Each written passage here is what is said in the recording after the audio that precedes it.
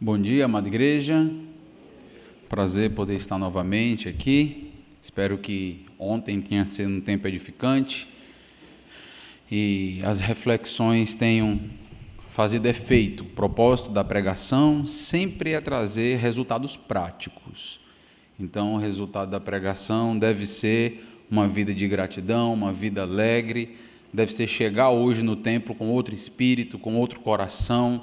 Deve ser isso. Se você estava conosco ontem, nós estivemos meditando a respeito do amor eletivo, do amor salvífico de Deus. Estamos trabalhando no livro de Malaquias, um livro riquíssimo, um livro de confrontações, um livro de sentença, mas um livro para a alma, um livro para restabelecimento da alma. E o tema da nossa conferência é a frieza espiritual, o perigo de cair na frieza espiritual, e nós vamos dar continuidade hoje a essa temática. Ontem nós trabalhamos basicamente que a falta da percepção do amor de Deus gera em nosso coração falta de reconhecimento e gratidão. Hoje nós queremos desenvolver com os irmãos que a falta da percepção da grandeza de Deus influencia diretamente na nossa adoração. Vai fazer com que a nossa adoração seja prejudicada. Nessa mensagem, trabalhando o conceito de grandeza de Deus, como nós iremos perceber, quero desenvolver que o antídoto para a frieza da alma, para uma frieza na adoração, para uma falta de motivação em cantar, em louvar, lembrando que a adoração vai bem além de um louvor, né? A adoração é toda a nossa vida, tudo que nós fazemos. Então, toda essa motivação tem a ver com o Deus que você percebe, com o Deus que você conhece, com a identidade desse Deus, e eu quero trabalhar isso com os irmãos. Então, abra sua Bíblia, por gentileza, no livro de Malaquias.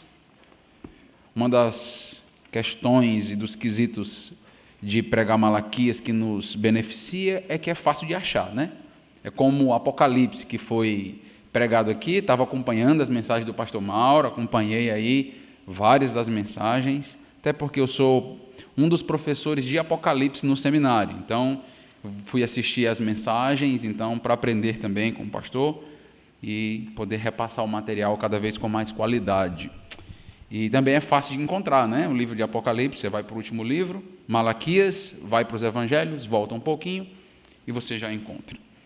Então vamos ler, eu vou ler com os irmãos a partir do verso 6, mas depois eu vou dar uma pequena ênfase no verso 5, tá bom? Então vamos ler capítulo 1, a partir do versículo 6. O filho honra o pai, e o servo ao seu senhor. Se eu sou o pai, onde está a minha honra? E, se eu sou o Senhor, onde está o respeito para comigo? Diz o Senhor dos exércitos a vós outros, ó sacerdotes que desprezais o meu nome. Vós dizeis, em que desprezamos nós o teu nome? Ofereceis sobre o meu altar pão imundo, e ainda perguntais, em que te havemos profanado? Nisto que pensais, a mesa do Senhor é desprezível. Quando trazeis animal cego para o sacrificardes, não é isso mal? E quando trazeis o coxo ou o enfermo, não é isso mal? Ora, apresenta-o ao teu governador. Acaso terá ele agrado em ti e te será favorável? Diz o Senhor dos exércitos. Agora, pois, suplicai o favor de Deus, que nos conceda a sua graça, mas, com tais ofertas nas vossas mãos, aceitará ele a vossa pessoa? Diz o Senhor dos exércitos. Tomara houvesse entre vós quem feche as portas, para que não acendesseis debalde o fogo do meu altar. Eu não tenho prazer em vós, diz o Senhor dos exércitos, nem aceitarei da vossa mão a oferta. Mas desde o nascente do sol até o poente, é grande entre as nações o meu nome, e em todo lugar lhe é queimado incenso e trazidas ofertas puras. Porque o meu nome é grande entre as nações, diz o Senhor dos exércitos. Mas vós o profanais quando dizeis, a mesa do Senhor é imunda. e o que nela se oferece, isto é, a sua comida, é desprezível. E dizeis ainda, que canseira, e me desprezais, diz o Senhor dos Exércitos. Vós ofereceis o dilacerado, e o coxo, e o enfermo. Assim fazeis a oferta. Aceitaria eu isso da vossa mão, diz o Senhor? Pois maldito seja o enganador, que tendo um animal sadio no seu rebanho, promete e oferece ao Senhor um defeituoso. Porque eu sou o grande rei, diz o Senhor dos Exércitos, o meu nome é terrível entre as nações.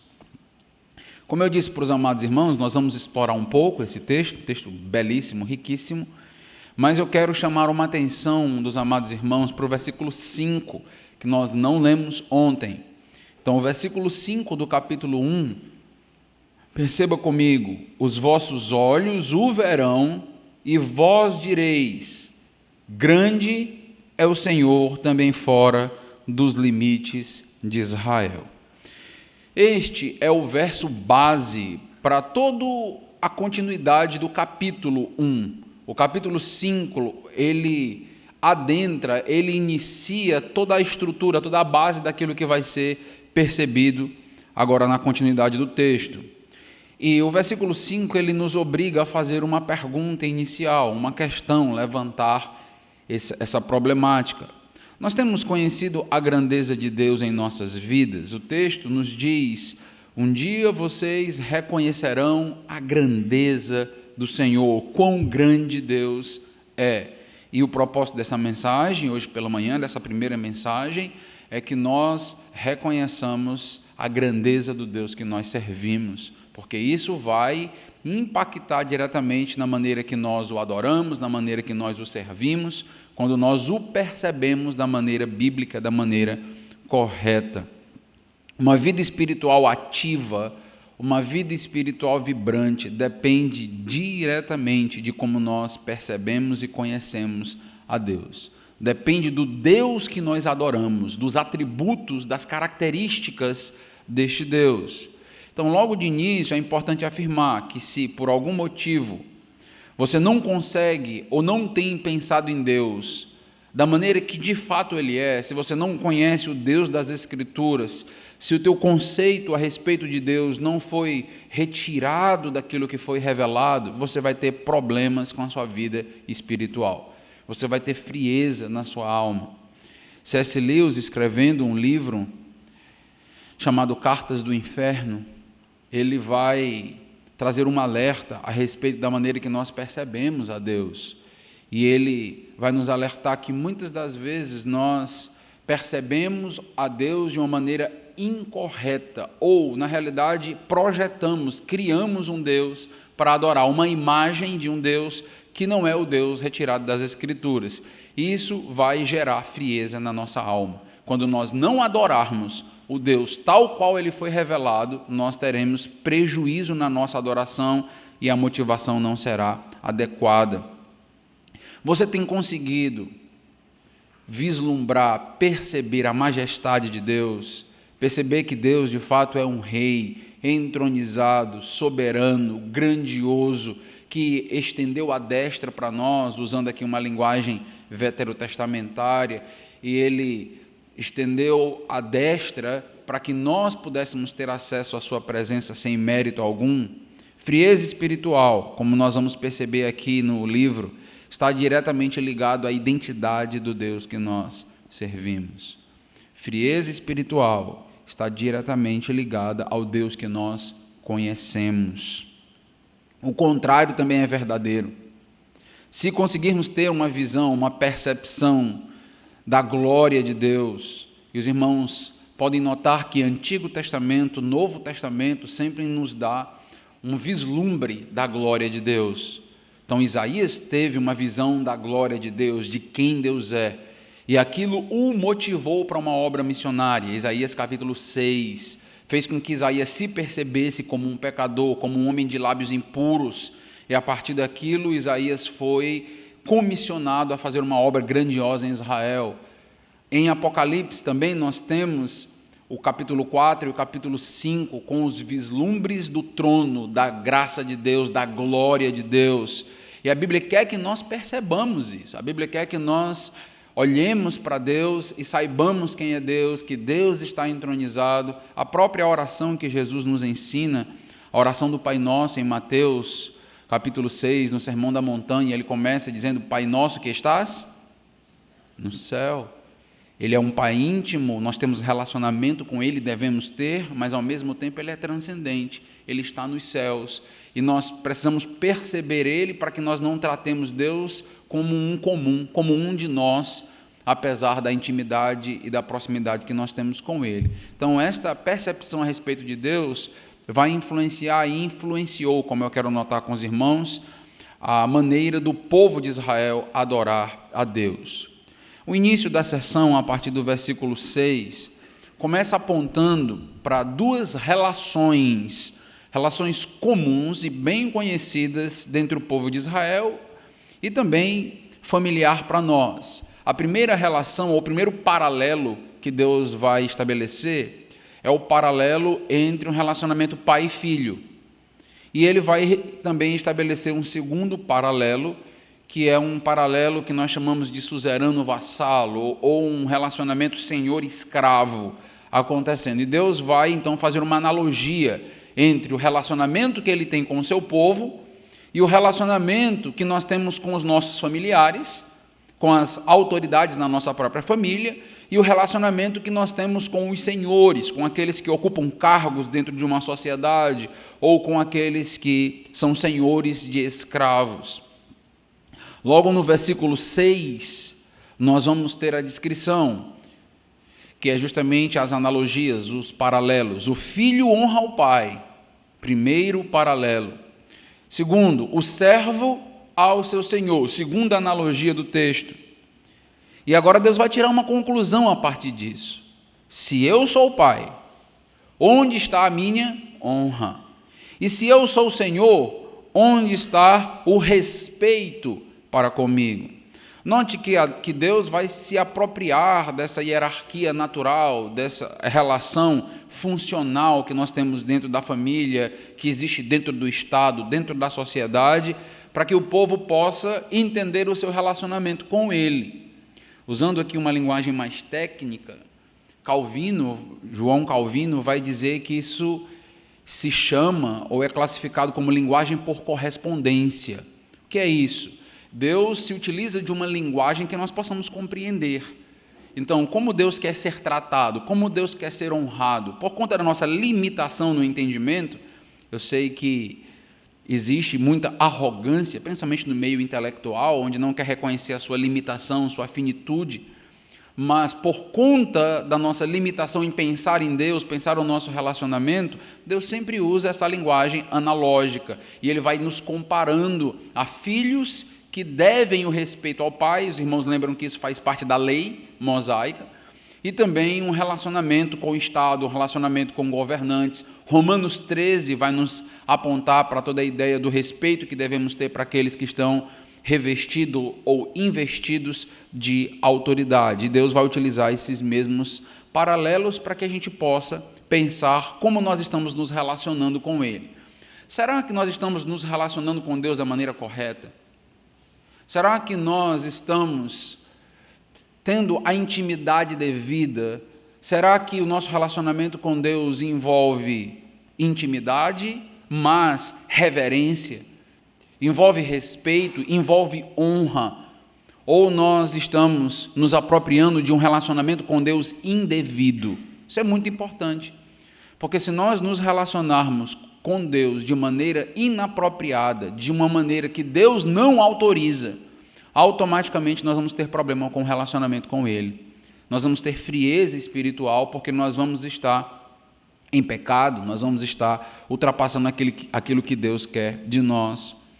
Se você perceber, logo no versículo 6, o texto vai falar sobre a questão do desprezo. O texto vai trabalhar essa ideia de que o povo não respeita, de que o povo despreza a Deus. Essa palavra desprezo, que está sendo utilizada aqui em Malaquias, ela vai ser utilizada em outros textos.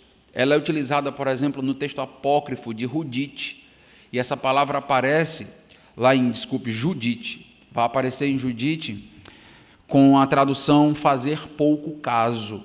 E a ideia é, o povo está fazendo pouco caso de mim. Em Jó também vai aparecer. Em Jó capítulo 42, versículo 6, a mesma palavra utilizada no contexto em Malaquias, ela aparece traduzida de duas maneiras diferentes.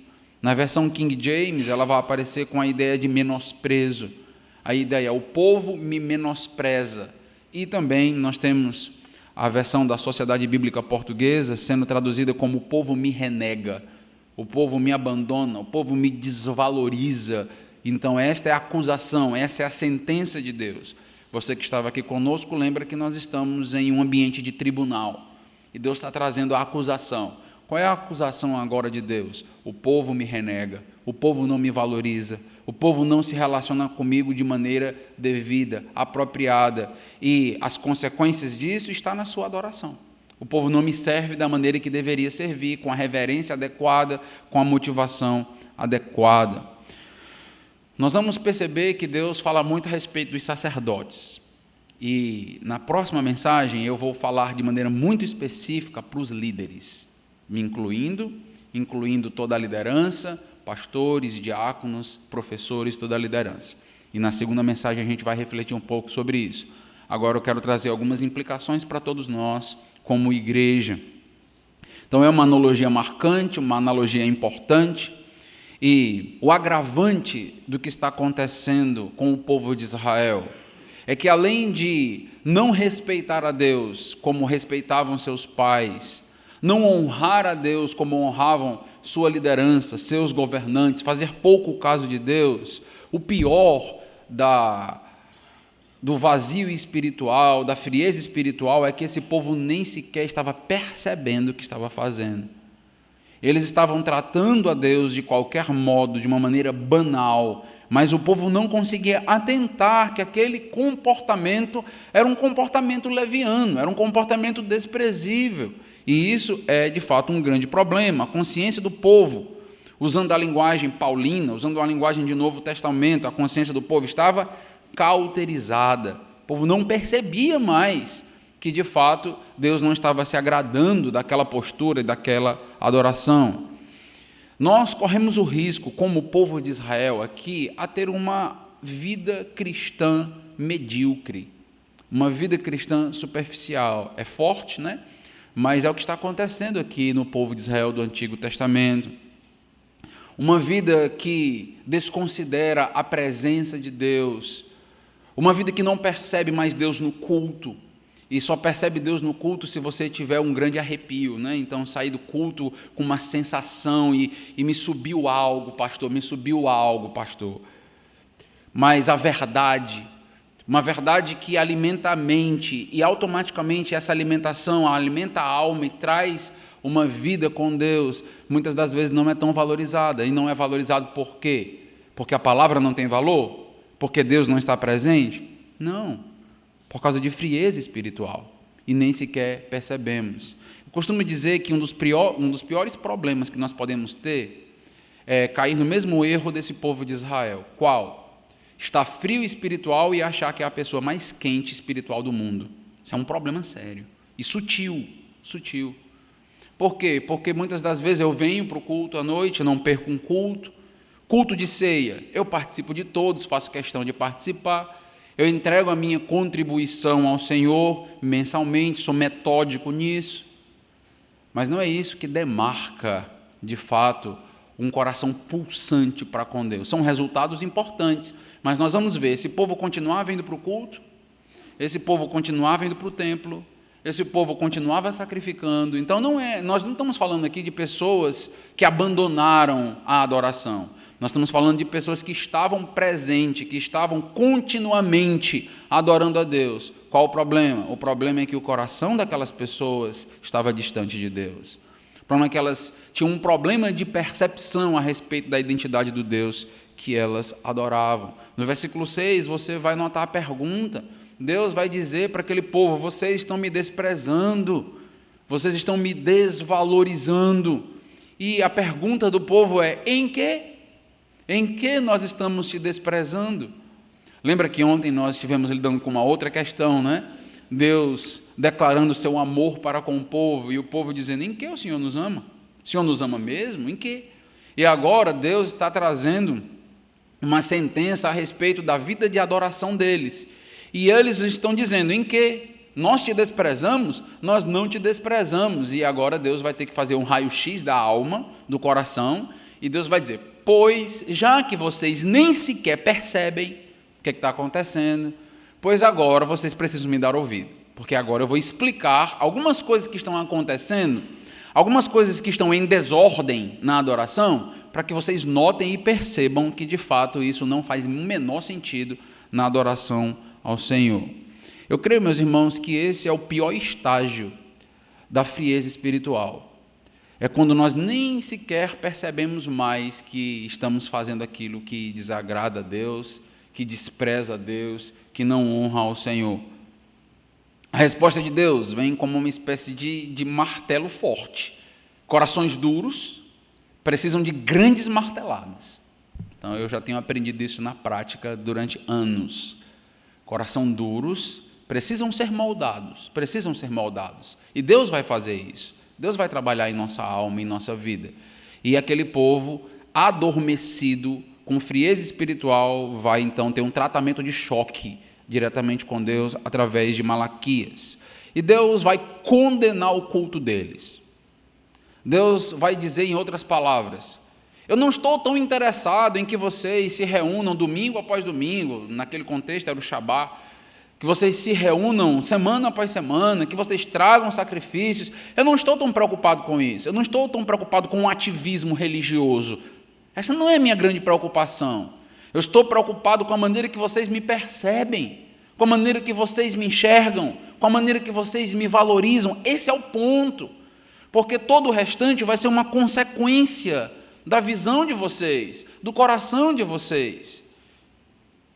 O culto que nós prestamos a Deus, ele evidencia diretamente o nosso amor, o nosso zelo por Deus.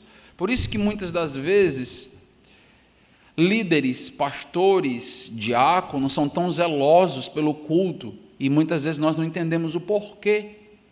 E dizer: por quê? Né? Por que tanto zelo assim por uma letra de uma música, por um detalhe, por uma organização? Por quê? Porque o nosso culto, ele é proporcional ao Deus que nós adoramos, ao Deus que nós reconhecemos. A excelência do culto não é simplesmente porque nós somos metódicos também, mas não é só por isso, mas por conta do Deus que nós servimos, por causa da grandeza dele, por causa da excelência dele. Se nós fazemos o melhor no nosso trabalho, em outros contextos, então, para Deus, nós devemos nos esforçar demais para que tudo que aconteça aqui seja de fato tributo a Ele, glória a Ele, para que os holofotes sejam todos virados para o Senhor e as pessoas o reconheçam em cada detalhe, em uma leitura bíblica, em uma dirigência, em um cântico, em um especial, na adoração da comunidade, nas vozes sendo entoadas. Tudo isso faz uma grande diferença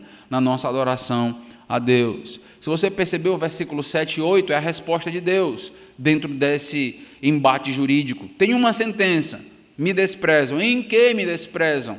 E Deus agora vai responder, versículo 7.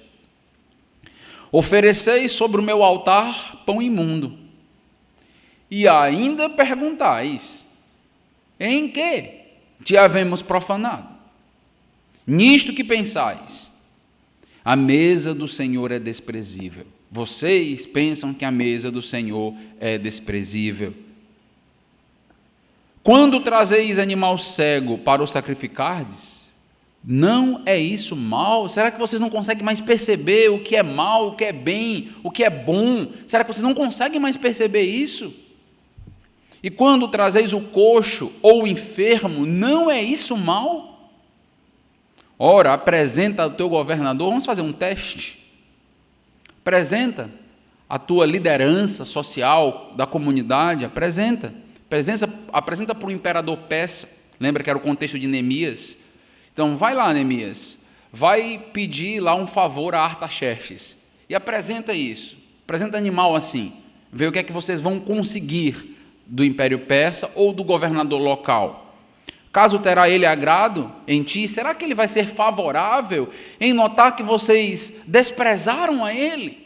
Notaram que vocês banalizaram a sua posição? Será que ele vai ser favorável? Diz o Senhor dos Exércitos.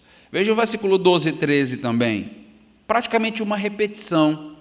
Eu gosto muito das repetições bíblicas, porque é um método pedagógico. Nós usamos isso muito com crianças. Vocês já notaram que cânticos de crianças são bem repetitivos? Então elas repetem muitas das vezes uma mesma frase várias vezes. Isso também acontece em algumas culturas. Eu, há 2, 3 anos atrás, fui a Moçambique, fui à África, para poder fazer um curso com a liderança, com os pastores de Moçambique, da cidade de Beira. E uma das características que eu percebi foi que eles têm cânticos bem repetitivos. Eles têm uma frase, e aquela frase se repete 30, 40, 50 vezes, e só vai mudando a entonação, as vozes, mas é a mesma frase. E não tem como você sair daquele culto sem aquela frase. Não tem. Você sai daquele culto e diz, rapaz, nos nossos cânticos tem muito conteúdo. Né? Tem muito conteúdo. E é outro formato, né? É outra cultura, é outra maneira de fazer. Né? Mas, se tem algo importante na repetição, aprendam essa verdade. E Deus repete muitas e muitas vezes as mesmas ideias. Pastor, quando eu estou lendo a Bíblia, quando chega nessas repetições, sabe qual é a minha vontade? Eu tenho uma vontadezinha de pular, assim, eu não conto muito, mas eu tenho uma vontade de dar uma escapadinha e passar. Não faça isso. Deus quer que você repita. Deus quer que você leia de novo. Pastor, Deus quer que eu leia toda essa genealogia, nome por nome, vez por vez, eu gosto de dizer, né? Por 2 motivos. Um, porque é um processo pedagógico, segundo, para nos criar paciência, né? Então, para você aprender a ter paciência lendo nome por nome, e tem muitas verdades também nas genealogias. No caso de Neemias, por exemplo, por que toda aquela genealogia? É o nome de todos os servos. Quem serviu no muro? Nome. Um por um. Quando eu prego Neemias, uma das perguntas que eu faço é, será que o seu nome estaria incluído? Será que o meu nome estaria incluído como um servo que Deus vai apontar, que Neemias vai apontar como aquele que contribuiu para o reino crescer, para ser edificado? Então, a repetição agora de sentença, não é uma repetição muito agradável, mas é uma repetição que a gente precisa demarcar. Versículo 12 e 13. Vós o profanais, quando dizeis, a mesa do Senhor é imunda. Estão notando? Já foi dito isso, a mesma coisa. E o que nela se oferece é a sua comida, e a sua comida é desprezível. E ainda dizeis, que canseira. E me desprezais, diz o Senhor dos Exércitos.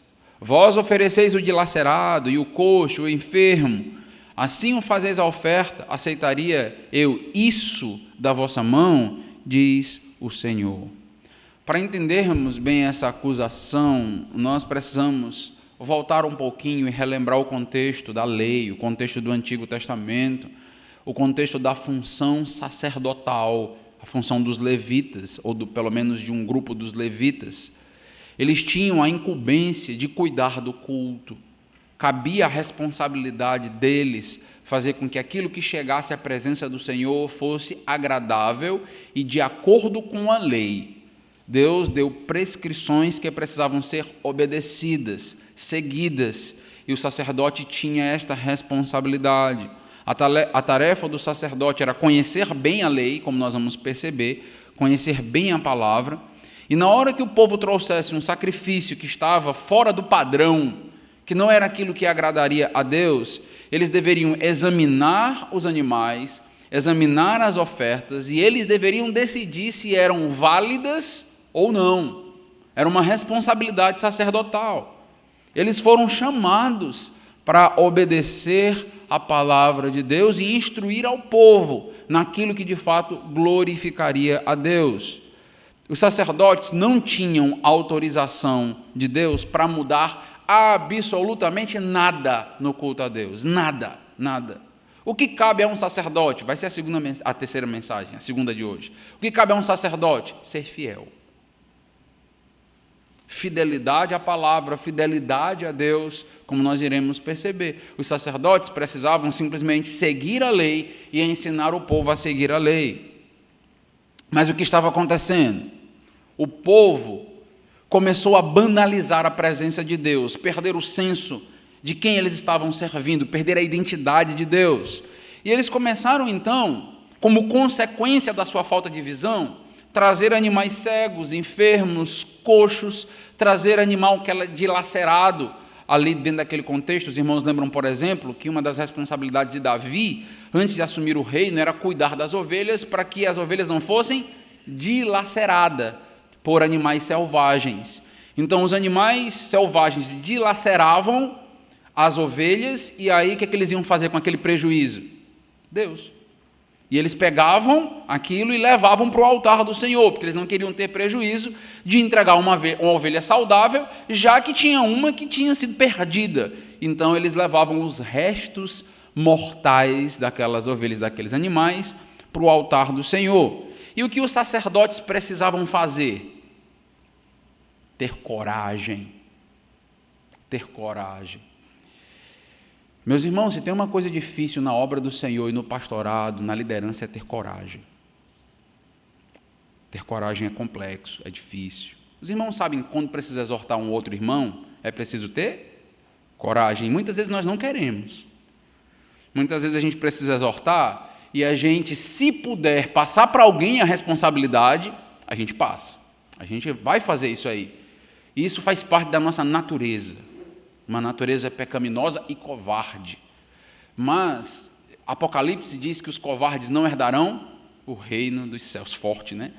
Eles não herdarão o reino dos céus. Deus chamou os sacerdotes e eles não podem ser covardes. O que é que faço, pastor? Se eu sou covarde, ora. Joelho no chão, pede intrepidez ao Senhor. Lógico que quando eu falo de coragem, eu não estou falando de ser estúpido, ser ignorante com as pessoas, de ser mal educado, de usar o cargo para oprimir as pessoas ou coisas assim. Lógico que não. Isso também não glorifica a Deus. Mas em alguns momentos vai ser preciso se posicionar, vai ser preciso dizer algumas coisas, falar algumas coisas em relação à igreja, e que isso vai trazer para nós problemas no estômago, problema de dor de cabeça, problema de pressão alta e várias coisas. É o preço que líderes pagam por estar no ministério. E o que eu tenho aprendido é que é um preço glorioso, apesar de ser alto, mas é completar todas as enfermidades de Cristo na cruz, e Ele nos chama para isso. O sacerdote precisava ser corajoso. O que estava acontecendo aqui? Sacerdotes que não tinham uma coragem da confrontação. Eles não olhavam nos olhos das pessoas que traziam esses animais e diziam: Deus não aceita, Deus rejeita esse tipo de animal. Eles não estavam fazendo isso. E deixe-me dizer para os amados irmãos que todo pastor é tentado a não confrontar. Todo pastor é tentado a isso. Uma vez, pastor Felipe, pastor Mauro, em algum momento se identificam com isso, pelo menos eu sou, né?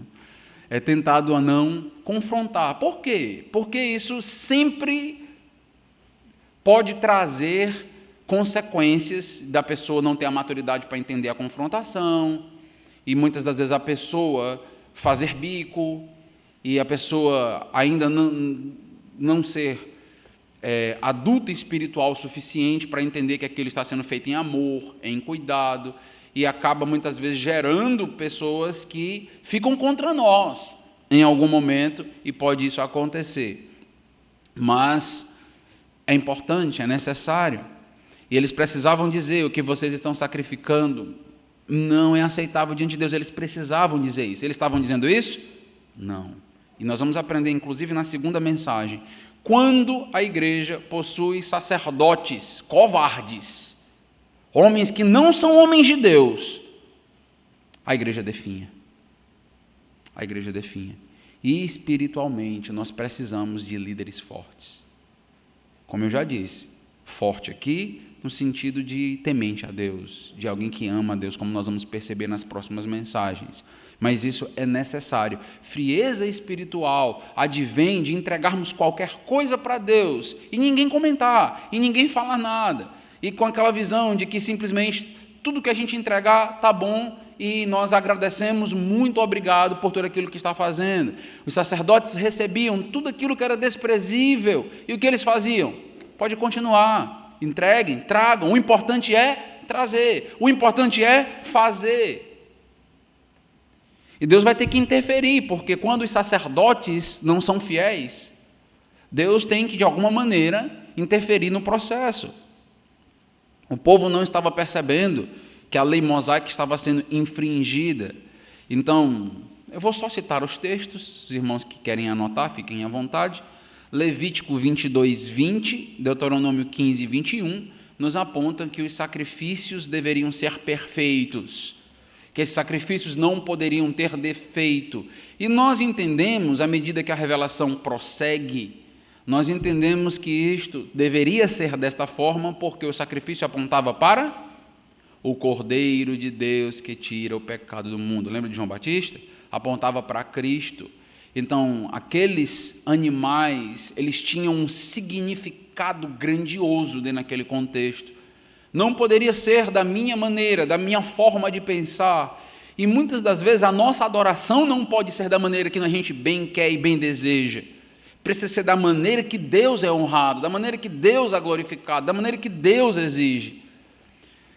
Eu sempre penso que quando nós entramos dentro dessa área da adoração, um dos primeiros conceitos que devemos ter em mente é que eu não devo fazer aquilo que me agrada, eu devo fazer aquilo que agrada a Deus. Nós somos muitas cabeças, cada uma sentença. Cada um gosta de um jeito, de uma forma, de uma estrutura. Sim, pode ter dinamismo e riqueza em tudo isso. Mas a primeira pergunta que precisa ser feita é: Deus está se agradando? Todos nós estamos nos agradando, está sendo tão bom, e Deus? Deus está se agradando? Essa é a grande pergunta de Malaquias. Deus está se agradando? A resposta de Deus é não. Todos os membros, todo o povo de Israel fazendo de um jeito, os sacerdotes ratificando o que está sendo feito, e Deus dizendo não. Todos estão equivocados diante disso. O texto vai nos dizer, no versículo 10, Deus, com palavras bem confrontadoras: eu não tenho prazer em vós, nem aceitarei da vossa mão a oferta. Interessante isso aqui. Eu não tenho prazer na vossa oferta. É isso que o texto diz? Não. Eu não tenho prazer em vocês. Aqui ele desliga um pouco aquela ideia. Não, olha, Deus, ele odeia o que a gente faz, mas a gente não. A gente está ligado, a gente está interligado isso aqui. O que a gente faz tem diretamente a ver com a nossa identidade. Deus está dizendo: olha, eu não tenho prazer nenhum em vocês, muito menos nos sacrifícios que vocês fazem, porque os sacrifícios são resultados do meu pensamento e do meu coração. A minha atitude é resultado do que eu creio, é resultado daquilo que eu percebo, daquilo que eu vejo. E Deus diz: eu não aceito a oferta de vocês. E a pergunta é: Deus tem esse direito? Quem Deus pensa que é para não aceitar a minha oferta? Quer dizer que agora Deus pode se levantar e dizer: eu não aceito essa oferta. Mas eu fiz de coração, mas eu não aceito. Mas eu fiz de boa vontade, mas eu não aceito. Deus tem esse direito? Deus está dizendo: eu não aceito. A gente brinca quando prega para os jovens e diz assim: agora me obrigue. Não aceito, não aceito. Deus tem preceitos, Deus quer ser adorado da maneira que Ele revela. Não da nossa maneira, não no nosso formato. E graças a Deus por isso, porque o nosso formato sempre é mesclado com a nossa natureza. E Deus diz: olha, o formato seria esse. Os irmãos lembram, por exemplo, nós temos vários textos na Bíblia onde Deus não aceita determinadas ofertas. Os irmãos lembram de Caim e Abel.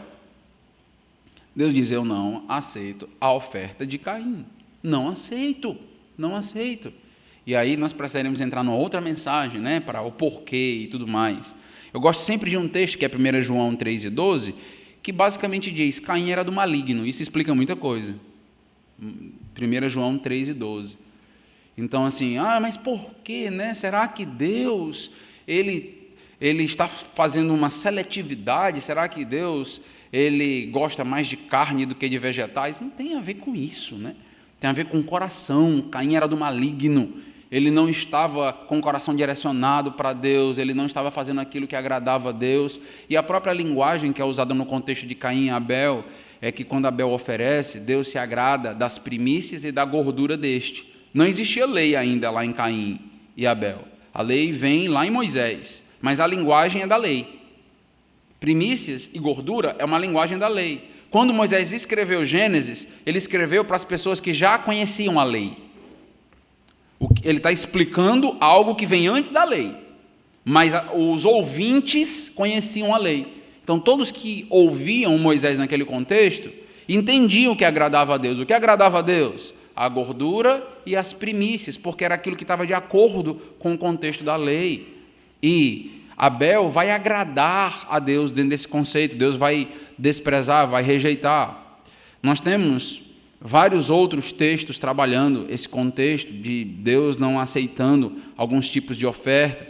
Os irmãos devem lembrar, por exemplo, de Ofni e Finéias, o trabalho que eles faziam, aqueles filhos de Eli, estavam dentro do contexto sacerdotal, servindo a Deus todos os dias, foram destruídos. Por quê? Porque profanaram o culto de Deus. 1 Samuel 4. Coré, Datã e Abirão, mortos. Por quê? Porque ofereceram fogo estranho diante do altar do Senhor. E a ideia de fogo estranho era um fogo que Deus não tinha revelado que aceitaria. Uma oferta que Deus não tinha revelado que o agradaria. E eles oferecem da maneira que eles desejam, da forma que eles querem. Nós temos até um exemplo no Novo Testamento, né, de Ananias e Safira, por causa de um coração hipócrita. E eles, então, querem se passar por bons dentro daquela comunidade, e eles mentem para Deus, mentem para o Espírito, e Deus não aceita a oferta, e muito menos eles. E eles, naquele contexto ali, são assassinados. Deus tem direito de fazer algum juízo de valor sobre a nossa adoração? Qual é a resposta? Lógico, óbvio. E o que nos cabe como igreja? Ser o mais fiel que nós pudermos para entregar aquilo que o glorifica. É isso que nos cabe como igreja. Adorar a Deus do nosso modo vai gerar frieza espiritual na tua alma. Por quê? Porque você não está criando o link, você não está criando o vínculo necessário de intimidade com Deus. Você não está agradando a Deus. Quando nós adoramos a Deus do nosso modo, nós nos agradamos e não a Deus. Então não tem como nós estarmos bem espiritualmente. Isso vai gerar frieza automaticamente em nossas vidas. Deus vai dizer no contexto de Malaquias 1, apresenta isso que vocês estão trazendo para mim ao teu governador. Acaso ele terá agrado de ti, ele te será favorável? E o versículo 13, aceitaria eu isso da vossa mão? O que é que vocês estão trazendo para mim? Que adoração é esta que o povo de Deus está, então, trazendo todos os domingos e todos os sábados, naquele contexto, no Shabá judaico? Deus está acusando o povo, claramente, do povo entregar para ele aquilo que não é favorável. Ou, usando uma linguagem mais popular, Deus estava entregando o restolho, o resto daquilo que eles tinham. Aquilo que não prestava para eles, presta para Deus. Aquilo que não é bom para a minha casa, é bom para a casa de Deus. É mais ou menos essa configuração aqui. E praticando aquilo que não tinha mais valor, como adoração. Aquilo que não servia nem mesmo para um presente, para um como nós, estava sendo entregado para Deus. Deus está acusando o povo de tratá-lo de uma maneira pior do que eles tratavam toda e qualquer autoridade em suas vidas. Olha que acusação séria, isso é muito sério.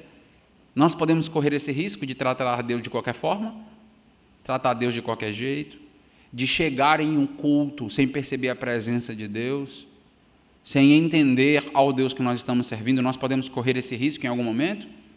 Corremos o risco de fazer isso, perder a visão, perder a percepção a respeito de Deus.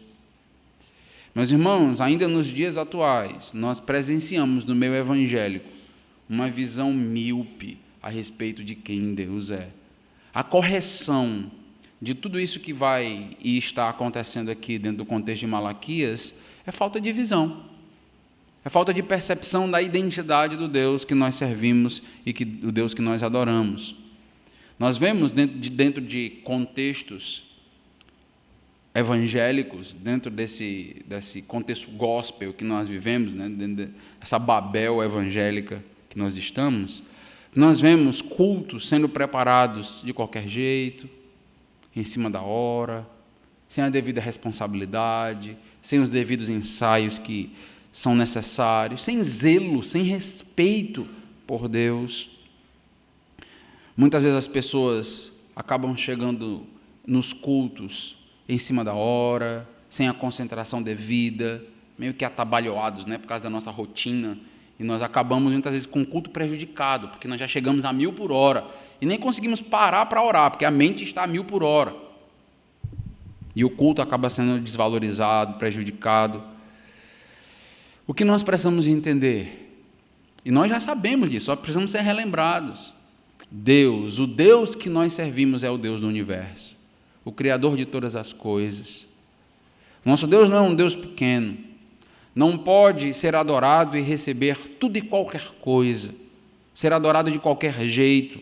Na nossa cultura, que vemos os cultos sendo trocados, sendo substituídos, programações desvalorizadas, e muitas vezes programações sendo feitas com carinho, com amor, com preparo, e muitos corações e muitas pessoas sem dar o devido valor à presença de Deus, aquele momento. O que acontece? Frieza espiritual, por não entender quem é Deus. Logicamente que eu não estou me referindo a quem tem programas que não podem desmarcar, não estou me referindo a quem, de fato, tem emergências e trabalhos e coisas desse tipo. Eu estou me referindo a quem pode participar e desvaloriza, e despreza. Despreza por quê? Eu li um livro, há um tempo atrás, de um homem que não faz parte da nossa tradição. O nome do livro é Por que Tarda o Avivamento, de Leonard Ravenhill. E uma das coisas que ele disse e gravou no coração e na mente, espero que grave na sua, porque na minha gravou. Ele disse assim: se os crentes lembrassem que, ao perderem um culto, Deus pode fazer um avivamento exatamente naquele dia, naquela hora, eles jamais perderiam um culto a Deus. Porque Deus pode começar um grande avivamento nessa cidade. Estou falando de avivamento verdadeiro, não aqueles avivamentos místicos que a gente escuta o tempo todo. Estou falando de avivamento a partir da verdade, quebrantamento de alma, o agir do Espírito Santo em nosso meio de uma maneira miraculosa, mas bíblica, ordeira. Estou falando disso. E se nós tivéssemos sempre isso em mente, Deus pode fazer uma grande obra hoje, a partir deste culto, a partir dessa programação. Nós pensaríamos 2 ou 3 vezes antes de largarmos ou trocarmos um culto e uma programação. Por quê? Porque nós entendemos que Deus é ativo e que Deus pode agir de maneira grandiosa a qualquer momento em nossas vidas, que a presença dEle não pode ser banalizada ou desvalorizada. A visão, meus irmãos, do povo de Deus tem estado equivocada no Antigo Testamento, e eu temo que pode estar equivocada também nos nossos dias ou em alguns corações. O que Deus requer de nós? Deus requer de nós o nosso melhor. Cuidado para não achar que já está dando o melhor sem dar. Malaquias.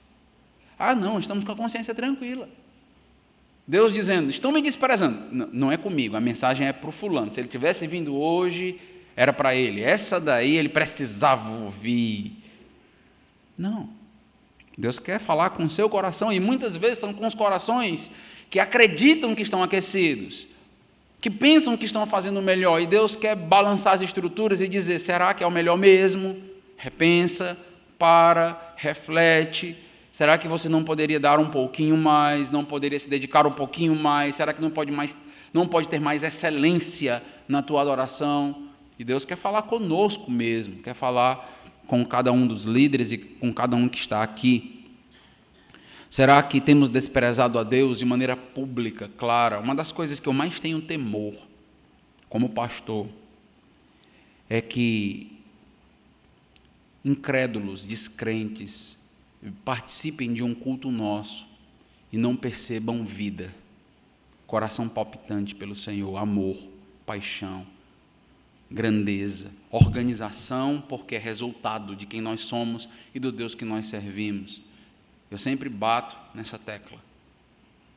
Nós espelhamos, a nossa adoração espelha, reflete o nosso Deus, a percepção, pelo menos, que nós temos desse Deus. E todo visitante que chegar aqui nessa igreja, ele precisa perceber uma igreja com coração vibrante. Coração vibrante não tem a ver com estilo musical. Ah, não, mas se a gente colocar um estilo musical pulsante, aí sim, aí. Isso é um grande equívoco, um grande erro. Coração vibrante produz adoração vibrante. Coração vibrante com Deus, íntimo com o Senhor, percepção correta de Deus, produz comunhão, produz comunidade, produz adoração, produz paixão, no bom sentido da palavra. E não um sentimento produzido artificialmente, por um instrumento ou por algum tipo de programação, tendo em vista mexer com as emoções. O que mexe com as nossas emoções? O entendimento que nós temos de Deus. Se não está mexendo, deveria mexer. Deveria mexer diretamente. Quem você percebe, quem você entende. E o que Deus vai dizer para aquele povo, um povo que está nessa situação? Deus sempre age com graça, meus irmãos, em nossa vida. Sempre tem espaço para a graça. É algo fantástico, porque muitas vezes nós, em relacionamentos, nós não temos a maturidade e a condição espiritual devida de perdoar e de dar mais uma chance, de dar mais uma oportunidade. Mas Deus, sempre que trata com o seu povo, Ele traz a sentença, Ele traz a acusação, Ele escuta leviandades do povo, afrontas. E o que Deus faz, meus irmãos? Versículo 9. Agora, pois, suplicai o favor de Deus. Se arrependam, suplicai o favor de Deus, que vos conceda a sua graça. Que versículo belíssimo, isso aqui é uma pérola. Em meio a uma sentença de Deus, nós temos uma pérola maravilhosa. Lembra que ontem eu falei que a sentença, que a exortação, ela está vinculada, amarrada ao amor de Deus. E o que você está percebendo agora é que a sentença de Deus está vinculada à sua graça, a sua condição de nos perdoar, a sua chance dada para que nós possamos mudar e fazer tudo diferente. E o texto diz, suplicai o favor de Deus. Mas com tais ofertas nas vossas mãos, aceitará Ele a vossa pessoa? Diz o Senhor dos Exércitos. O que o texto aqui nos ensina? Que não adianta simplesmente suplicar o favor de Deus. O texto diz, suplicai o favor de Deus, tem graça para nós. Ok? Esse é o primeiro passo em uma transformação, em uma mudança. O primeiro passo é o passo da conscientização. Você se conscientiza que está errado. Você se conscientiza que aquilo que você está fazendo não é à altura do Deus que te salvou, não é à altura do Deus grandioso que nós deveríamos adorar. O primeiro passo é a conscientização, mas o que esse texto também nos ensina é que é preciso haver mudança de postura. O texto nos diz, sim, mude a mentalidade, se arrependa, mas o texto diz, com essas ofertas nas vossas mãos, eu aceitaria vocês? Não, tem que ter uma mudança prática, meus irmãos. Eu temo que no meio evangélico tenha havido muita mudança psicológica. Nós estamos vivendo um contexto terapêutico, nós vivemos assim, e há muita mudança aqui, ó. Ah, não, eu sei essa verdade, eu conheço essa verdade, eu entendo essa verdade. Talvez os irmãos já tenham lido Malaquias milhões de vezes. Eu conheço essas verdades. Mas essa verdade ela precisa depurar e ser vista, ser praticada. Então, nós, de fato, só entendemos quem Deus é quando a nossa prática demonstra isso. Teste no seu casamento amar sua esposa só mentalmente. Você chega para sua esposa e diz, eu te amo, faz tudo o que ela não gosta. Desagrada, não ajuda a lavar uma louça, a esposa cansada. E você diz, não, a obrigação é sua, faça. E vai vivendo assim. Com pouco tempo, sabe o que vai acontecer? Ela começa a questionar o teu amor. Mas tem alguma coisa errada com esse amor. Não, mas eu te amo. Vamos conversar com o pastor para a gente entender esse amor melhor? Porque tem alguma coisa errada. Eu desconfio de que a maneira que você define amor está errada. Vamos repensar. O próprio amor de Deus para nós, meus irmãos, é um amor prático. Deus se sacrificou, Deus prova o seu amor para conosco, vimos esse texto ontem, Romanos 5,8, pelo fato de ter Cristo morrido, amor prático, amor evidenciado. Meus irmãos, o que Deus deseja de nós é que nós entendamos, que o Espírito Santo confronte a nossa alma e que isso gere uma adoração diferenciada, que isso mude, que isso transforme. É isso o que Deus exige de nós. Então, quando o peso da consciência bater em você, você precisa lembrar, ok, o que é que eu vou fazer a partir de agora? Eu preciso dar passos concretos, reais, para uma mudança genuína e verdadeira que glorifica a Deus. Cuidado para que você não simplesmente lamente o que foi feito, mas você não haja de maneira devida e adequada. É um texto, como eu disse, muito rico, belíssimo. O texto vai falar sobre o juízo de Deus. O texto tem um versículo, né, que é, inclusive, bem impactante na Bíblia, quando ele vai falar que o próprio Deus vai sujar as mãos com excrementos e vai passar no rosto dos sacerdotes. Olha o nível da linguagem. O que é que está acontecendo? Nós temos direcionamento bíblico de que os excrementos deveriam ser separados do sacrifício e colocados fora da cidade. Era assim que deveria acontecer. Mas o que é que os sacerdotes estavam fazendo? Estavam sacrificando junto com os excrementos. E Deus diz, eu vou pegar esses excrementos e vou esfregar na cara de vocês. Porque vocês estão fazendo isso comigo. Não é porque Deus está sendo maligno. É porque eles estão fazendo isso com Deus. Estão oferecendo para Deus excremento. E Deus está dizendo, o que é isso? Que insanidade.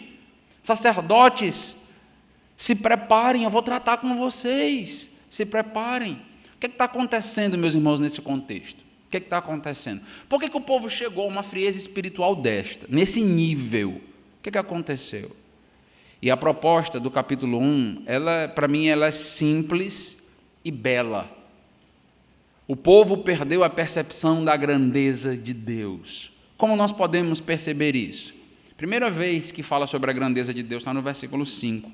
Então você nota, grande é o Senhor. Grande é o Senhor. Mas essa mesma verdade vai ser repetida e repetida e repetida e repetida no versículo 1. Por quê? Porque os sacrifícios eram proporcionais à grandeza, à percepção da grandeza de Deus. O povo não percebia mais Deus como ele era. E Deus vai enfatizar agora quem eu sou. Versículo 11, se você percebe. Mas desde o nascente do sol até o poente, o que é que o texto diz? É grande entre as nações o meu nome. Se você continua no versículo 11, e em todo lugar lhe é queimado incenso. Olha que algo cômico que está sendo dito aqui, irônico, melhor dizendo. Todo lugar adora a Deus da maneira devida, mas o povo de Deus está fazendo aquilo que não faz o menor sentido. Em todo lugar lhe é queimado incenso e trazer ofertas puras. E ele vai dizer o porquê, final do versículo 11. Por quê? Porque o meu nome é grande entre as nações. Mais uma vez, versículo 14, olha o capítulo 1 repleto da grandeza de Deus. Essa é a ênfase do capítulo 1 a partir do versículo 5. Versículo 14, os irmãos já têm sido ensinados e sabem que quando você tem uma expressão ou um termo que se repete várias vezes, principalmente dentro do contexto hebraico, você tem um superlativo, uma ênfase dentro daquele texto. Então, quando você estiver lendo sua Bíblia, você vai percebendo, olha, essa palavra está se repetindo várias vezes, você marca, você vai percebendo, opa, tem uma ênfase aqui, então Deus quer dizer algo, Deus quer me chamar a atenção para algo. Versículo 14, pois maldito seja o enganador, que tendo um animal sadio no seu rebanho, promete e oferece ao Senhor um defeituoso. Por quê? Qual a razão? Porque eu sou grande rei. Mais uma vez, o que se destaca nesses versículos, meus irmãos? O caráter de Deus. Perder a percepção de quem Deus é tem implicações diretas naquilo que nós fazemos para Ele, diretamente. Deus diz, eu não aceito qualquer culto, eu não aceito qualquer adoração, qualquer oferta. Por quê? Porque eu sou grande e o meu povo precisa me perceber tal qual eu sou grande. Um coração piedoso, um coração que se aquece, é um coração que começa a olhar para Deus da maneira que Deus é. Reconhece a grandeza de Deus, a majestade de Deus. Eu sou grande rei, governa sobre todas as coisas, é soberano sobre todas as coisas. É preciso chamar a sua atenção de que nós temos em 14 versos, pelo menos 4 vezes, a grandeza de Deus sendo repetida, repetida, repetida e repetida. O que isso traz para nós, meus irmãos? Qual a implicação final que eu quero deixar aqui com essa mensagem? Primeiro é uma pergunta. Como você está percebendo Deus? Você precisa fazer uma autoanálise honesta sobre isso. Muito honesta, muito verdadeira, para que a gente não caia em uma religiosidade vazia, porque de lá nós já fugimos. Nós já saímos, muitos de nós, de um contexto de religiosidade sem substância, sem conteúdo. E nós chegamos diante deste Deus, Criador de tudo, nosso Criador. Como você está percebendo este Deus? Um Deus grande. O Deus que você ora é um Deus grande.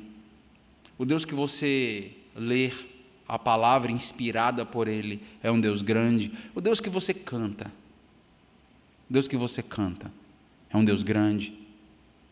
Ou será que é necessário, meus irmãos, em alguns momentos, alguns dirigentes dizerem: vamos cantar, igreja? Eu tenho visto isso em alguns lugares.